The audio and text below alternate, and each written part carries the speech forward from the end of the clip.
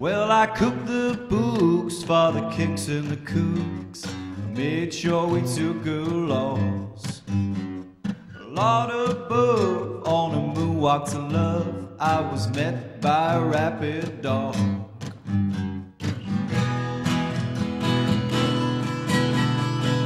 Do not touch, don't apply to me much. You see, I do as I please. Oh, what fun when all you have is a gun to keep you company.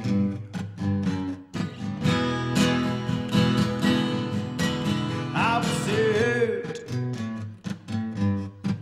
I saw the flowers on my grave. I thought it was all about finding love, but I was saved by a rapid dog.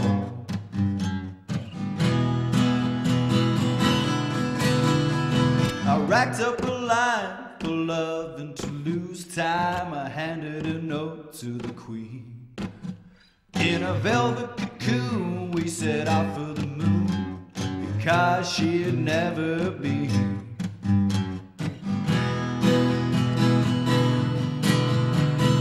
And in case you're too like to play, who am I to refuse?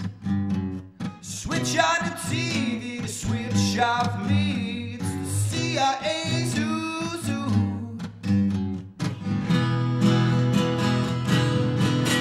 I was there, I saw the flowers on my grave. I thought it was all about finding love, but I was saved by a rapid dog.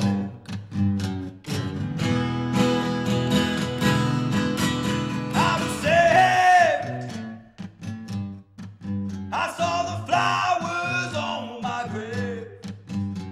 I thought it was all about finding love, but I was saved by a rapid dog.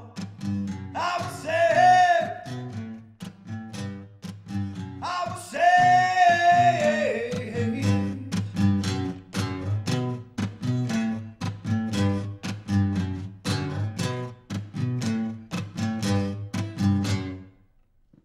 So that's a great track called Rapid Dog from Mask, and Dwayne from the band joins me now in the studio. How are you, sir? I'm very well, thank you for having me. So tell us the story behind Rapid Dog, and that's dog with an AWG. You have to say it that way, Yeah. you have to, that is the rule. I think I dreamt the first line. First line is, I cooked the books for the Kinks and the Kooks, because I had a dream that I was like money laundering for all the rock bands. Right. So that's what's going on up there. I'd love to be in your I need a world. load of therapy. I need some serious therapy, yeah. They were coming in alphabetically and I was going, yeah, I can do that for you totally. And that's where it started, yeah. Okay, right, okay, great story. Last time you were here, it was Christmas time, wasn't it? You let me back in. And I let you back. You let me back in, yeah, I was surprised. Since then, things have kind of moved quickly. There's an album out and everything now, isn't there? Very quick. There's an album out 1st September, The Famous, Following the Truth. And yeah, we didn't mess around. We got to work straight away. Yeah. I think even before The Truth was released, half of The Famous was written, and you know, I like to keep going, keep writing, you know. So tell us how things happened, because it has kind of moved really fast for you, because a couple of years ago you didn't even know you could sing. Some people still say that I can't sing. And they're spot on. Yeah, I think I'm a poster child of what not to do in this industry. So if any young ones are watching, don't do that. Yeah, probably about 2.5 years ago, I got my first singing lesson. Yeah. Yeah. And what made you want to go for singing lessons? I didn't. You didn't? I did not want to do the singing lessons. I did not want to do the... Right. Because it's a little bit embarrassing. Yeah. Going to get singing lessons at my old age. Yeah. I wanted to... Craig in the band is an excellent singer. He's an awesome singer. Mm-hmm. And I just thought I could get him to sing all the songs but it turns out you have to portray some kind of melody. Yeah, yeah. Maybe if I was a better guitar player, I could play it to him, but the easiest option was to go and get singing lessons, and then I ended up singing them. Okay. Yeah, or trying to sing them, as it happens. But you had been writing for a while, hadn't you? You've been writing songs. I think I've always written little bits of songs, Yeah. shamefully, shamefully at home, and then binning them Right. very, very quickly. Very quickly, but I don't have any songs that I started like 12 years ago. Right, okay. And it's like, it was a big no-no to show them to anyone, straight in the bin. Mm-hmm. And then go away, we don't talk about that. And then there was always something there. I didn't know what. My father was a musician. And So there was music there. You came from a Yes. musical background, yeah? yeah, I was a very unhealthy obsession with Elvis as a kid. I don't know why. Lots of people So did. It's weird. fine. So weird, isn't it? I bought an Elvis telephone last week. Really? It's arriving today, and he dances and all. There's a big figure of Elvis on it. How does it answer with the Elvis? I don't know. We press a button and he does all the moves. When you answer. Yeah. But my father, a musician, actually put me off music because we had to lug the equipment around. You were just roadie. as all the kids, yeah, pretty Yeah. much. You'd set up all his gear for Friday or Saturday night and maybe sometimes taking it down the next day. And this is late 80s, early 90s equipment. Right, yes, yeah. And it was heavy. Yeah. It was heavy. And Yeah. lugging that around, I was like, I'm never doing music as long as I live. That, as simple as a child as it is, that's like, well, I'm not going to do that. But yeah, there was always music around. Yeah. Right, so eventually here you are today. You're doing music yourself. The album's out. And it's getting good reviews, isn't it?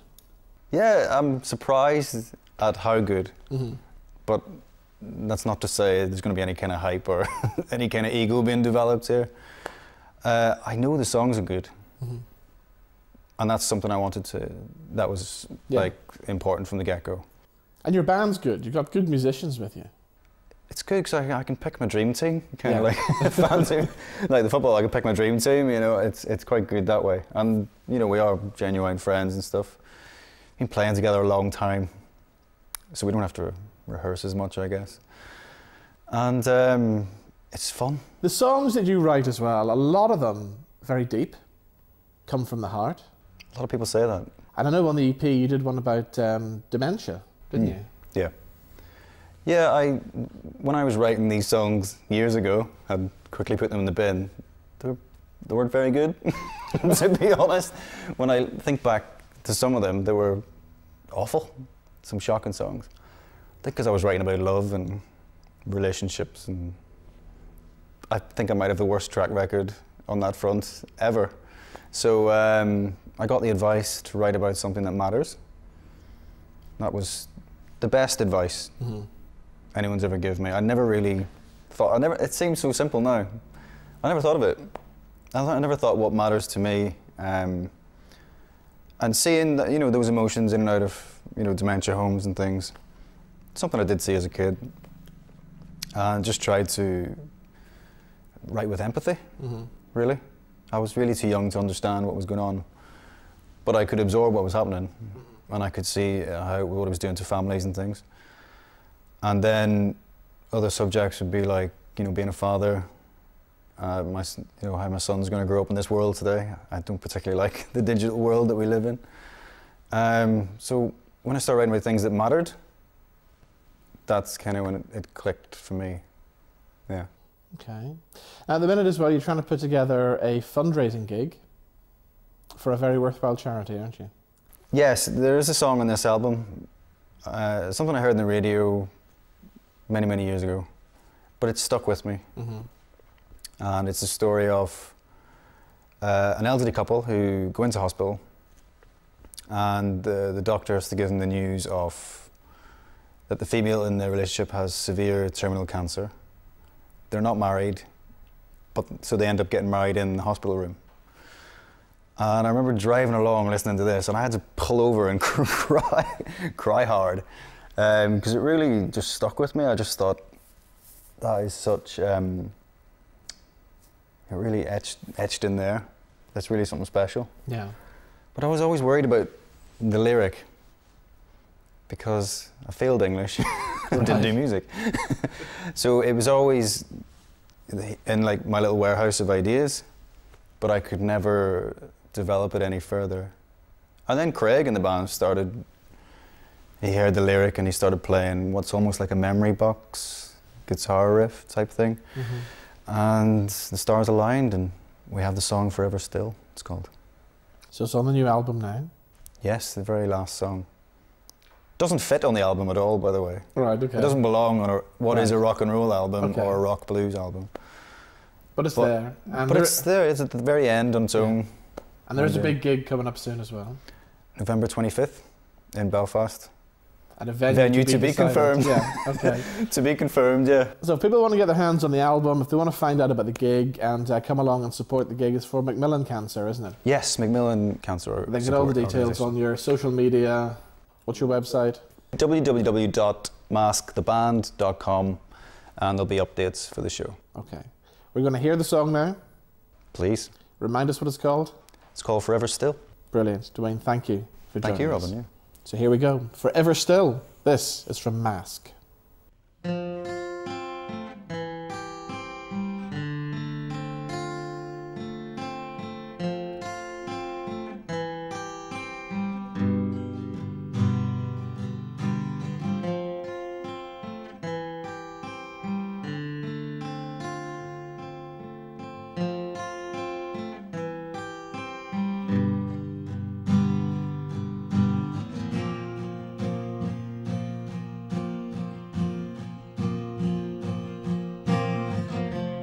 Awkwardly the doctor faced us,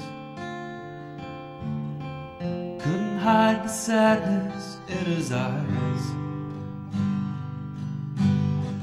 He asked how come we'd never marry. I said we'd never found the time.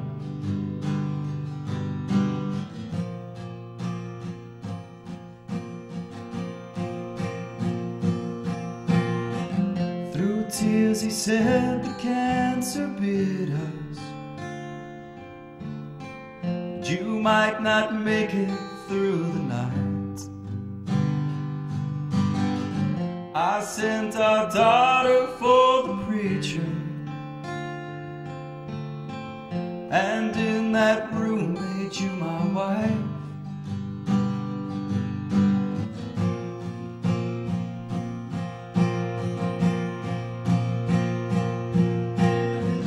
Forever still my beating heart, forever still my beating heart.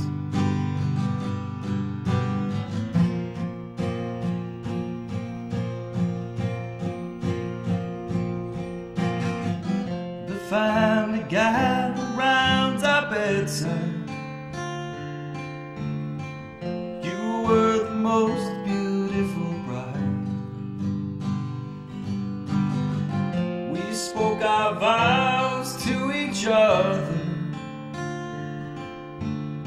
smiling the whole time as we cried.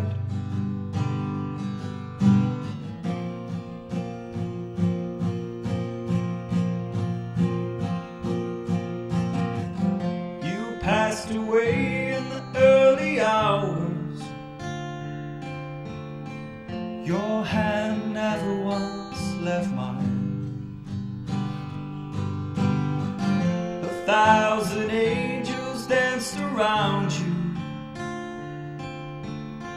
flew you away into the night.